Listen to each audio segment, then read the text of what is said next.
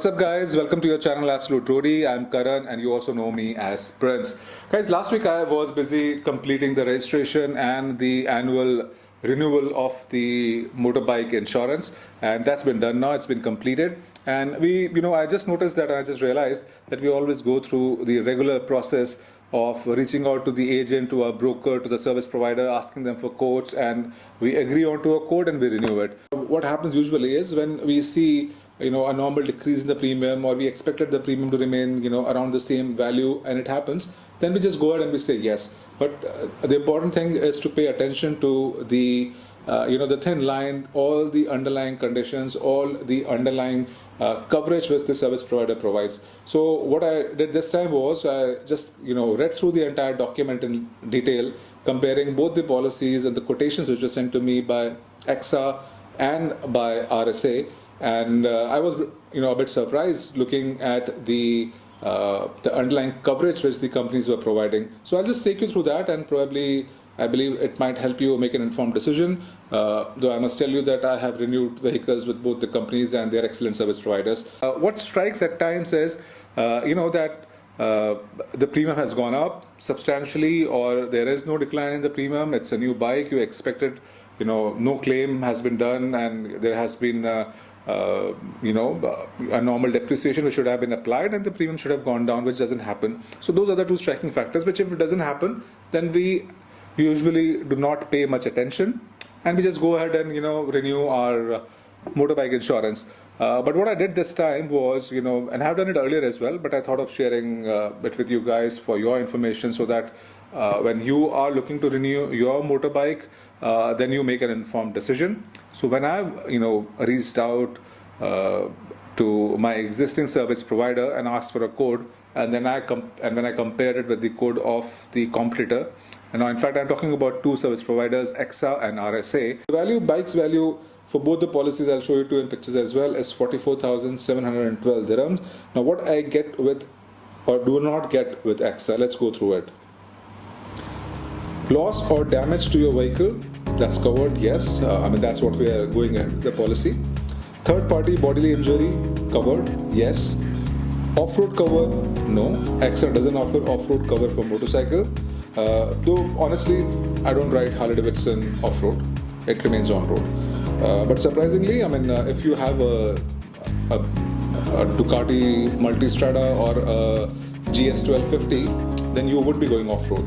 So I don't know whether they offer a special insurance for them or not, but anyways, this policy says no. Then moving next, personal belongings, no. AXA does not cover loss or damage to your personal belongings. Medical expenses due to accident, no. AXA does not cover medical expenses due to an accident. Emergency medical expenses, motorcycle, yes. So they cover emergency expenses. Now they have not mentioned the limit, but I believe it should be around 1,000 dirhams. That's what the standard is. Natural perils, storm, flood, no.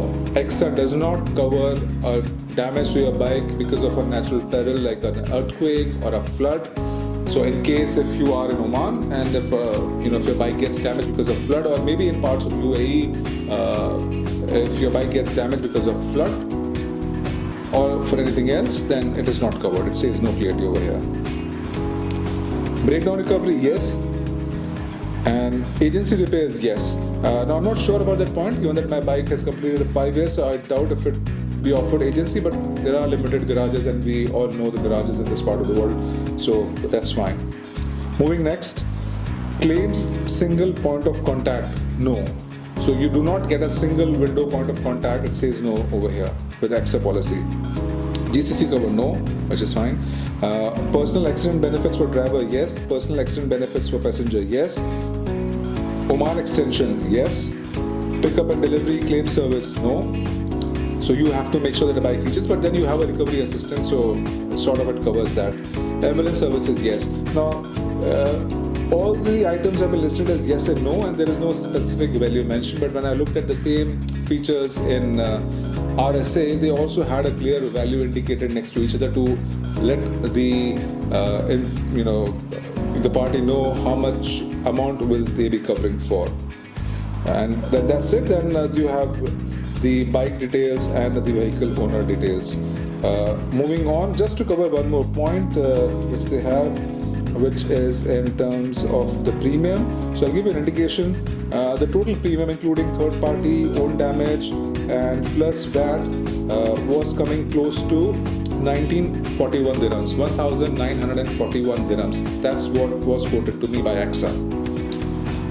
Now there's one more charge which you may be charged, which is called excess, which is 1500 dirham. So in case if it is your mistake in an accident, then you have to pay 1500 dirham. That's the excess amount which you pay to the service provider. Any expenses beyond that are covered by the service provider. Right. Now just compare all these points with RSA, and there will be some surprising result. And that's the reason, it's one of the few reasons that I went with RSA instead of insuring my bike with AXA. So I'll go through the same points now, talking about the third party liability. Now AXA policy doesn't mention anything over here. We might have to look into details, but I'm sure somewhere it is covered. But RSA mentions clearly on its policy 3.5 million dirhams. That's the company's maximum liability of third-party property damage in respect of any one claim or series of claims resulting from one accident. 3.5 million dirham. If I were to explain to you in a layman language, suppose you're riding a Ducati or a Harley Davidson, and or I'm riding one, and I end up hitting a Ferrari, which gets totaled because I hit a Ferrari with my bike, and something happens, something goes wrong. The third party damage, or I hit a villa, I damage the gate, I damage the wall, or anything happens, the damages which I'm covered for, which the service provider will help me with, is 3.5 million dirhams. Pre-authorized repair limit not requiring company's approval as per policy is 1,000 dirham. So they also mention it. I'm not sure, there's nothing mentioned in AXA about any such pre-approval limit. RSA mentioned it. Now since AXA has not mentioned it, I'm assuming they don't have it. Moving next. Loss or damage to the insured vehicle, yes, as per insured value. So they mention it. AXA just says yes or no. Their answers are like black and white, yes or no. Third party liability for bodily injury, unlimited. Third party liability limit for property damage, 3.5 million dirham, which you already discussed. Now enhanced motor protection, the features which we discussed in AXA as well. Now comparing one by one. Territory extended to Oman, yes, which is the case with AXA as well. So at par. Driving another vehicle, yes. Off-road cover, yes. Now, in case if you were to have an RSA policy, I don't think you need to worry about if you're riding, GS 1250 or some other off-road bike, or if you end up, taking a slight detour which is not tarmac, and in case if you end up slipping in the sand with your Harley Davidson, though technically it might be off-road, but it says yes. RSA says off-road cover as yes. Ambulance cost, yes. Amount mentioned in RSA is 6,770 dirham. Now, it is also yes with AXA, but they do not mention the amount. RSA says it's covered up to 6,770 dirham for ambulance services. Perils of nature, riot, strike, and civil commotion, yes. It is a no in AXA. So any flood damage to your bike because of earthquake is no with AXA, but yes with RSA. Now it may become yes with AXA if you end up paying a little more premium to it, if they cover that. But then you have to pay more premium on top of it, or you have to negotiate a better deal with them, which doesn't seem like. So definitely if you ask for all these additional riders, additional benefits, they will charge you for an additional premium. Then moving on, loss of personal items including helmet and gears, AED 5,000. So if in case if you are riding your bike and you meet with an accident and you have an RSA cover, and because of that accident, if you take a fall, you end up, scratching your jacket or scratching your helmet, which goes beyond repair, or there is some crack or something goes wrong, you can claim up to 5,000 dirhams for your personal belongings. This is over and above the amount which is covered for your bike. So yes, any part replacement for your bike is covered. At the same time, your personal belongings, including helmet and gears, is up to 5,000 dirham. Well, that's one good reason for you guys not to, worry about searching for helmets at best prices. The helmet is there to, you should definitely look for deals. I mean, if you're getting a discount, it's good, but you need to pick up a helmet which is really good quality, protects your head. That's the most important thing, which gets exposed or can get, be hit badly in a motorbike accident. So you should be assured that if in case something were to go wrong, even your helmet is covered. And once you save yourself, you can always, you can go back and claim the cost for the helmet as well, if in case it gets damaged in an accident. Moving next, emergency medical expenses, 3,500 dirhams. Personal injury cover, 20,000 dirham. Replacement of locks, 5,000 dirham. Replacement of locks. Now these are some things these features are totally in addition of what I say in EXA. They do not mention about replacing locks. It is up to 5,000 dirham, which is covered here. They do not mention about helmet and gears, which is again 5,000 dirham, which is mentioned clearly with RSA. No claims discount, yes. Motor garage and or valet parking, yes. Emergency repairs, 1,000 dirham, which was already there earlier as well. Repairs at RSA approved garages, yes. And taxi fares, 300 dirham. So in case if you had an accident, you ask for the recovery service, they take your bike to the agency or wherever the bike needs to be taken, and now if you have to go back, you do not have a vehicle to go back, you take a cab, you go back home, you can claim that expense up to 300 dirhams for this year or for the year for which the bike is renewed. So I think it's capped at 300 dirham. I don't think it's per accident 300 dirham. It's capped for the entire year at 300 dirham. Additional benefits: personal accident benefit driver 200,000 dirham, personal accident benefit passenger 200,000 dirhams. Now it's good. It's quite clear. I think at the look of the policy, RSA appears to be more transparent. They have clearly specified the total value of the coverages they are providing you. So you have the premium and you also have the amounts, plus things like covering helmet and gears. Now this is something which really makes sense for us to have. And you are in a situation where somebody attempted to steal your bike and they try to break in the locks, then your locks can be replaced, and the amount capped is 5,000 dirham replacement for locks, which is a good thing to have. And plus we have all the values mentioned over here in terms of the coverage. Also, now talking about the premium which I have been offered is 1,967 dirhams, 1,967 dirham. The premium which was there with EXA was 1,941 dirham. So there's hardly a difference of 26 dirham.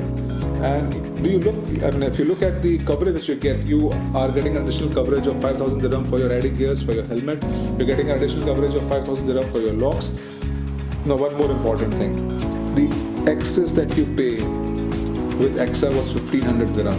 The excess which you will pay with RSA is 350 dirham. Now again, some things would have been taken into consideration. They would have taken into consideration my driving experience, my no claim history with them. They would have also taken into consideration my age, my riding experience. So all those things would have been taken into consideration. But if I'm looking at someone who is in the age bracket of 30 to 40 years and who has been riding in UAE for 4 to 5 years with no major accident, and it applies to a large population of people who are in this age bracket in UAE and who are riding motorcycles and who would have almost the same background. So if you are with RSA, the excess is 350 dirham. You also get coverage for your helmet, your locks, your riding gear, which is a big thing. I mean, these are things which you won't even realize, or you won't even think about it. One very funny thing which I just saw when I was going through the policy. I mean, it will really burst you out into tears of laughter if you're going to read these two things. I'm referring to EXA policy first. Now EXA says, when it comes to vehicle usage, EXA says social, domestic and pleasure only. What does RSA say about it when it comes to usage of bikes? Let me just go through it. Social, domestic, pleasure and commuting. Now, it might be their underlying definition, which they include commuting as social, they include commuting in domestic use, they include commuting in pleasure. But they haven't said it. And rather, they have put only after it. So, it's social, domestic, pleasure only for EXA, but RSA is more practical and then say social, domestic, pleasure and commuting. So RSA is saying, okay, if you're commuting, if you meet with an accident, we'll still cover you. And probably that's the reason they also say off-road coverage. I can go and spend my day in Harley Davidson and enjoy social domestic pleasure by looking at the bikes. And I can tell you with a lot of confidence, you can visit any dealership in Dubai for any car or any bike. You can spend your entire day over there. Nobody will question you, why are you here? So guys, I hope you like the video. If you have been watching till the end, please do like and subscribe the channel. I really need your support on this. Supporting my channel in terms of liking and subscribing it really motivates me to make more interesting videos, more informative videos, which I believe will definitely help you in taking informed decisions and understanding the other perspective as well. Alright guys, take care, ride safe, stay safe, and for all my riding buddies from the Indian subcontinent, wish you a very happy Diwali.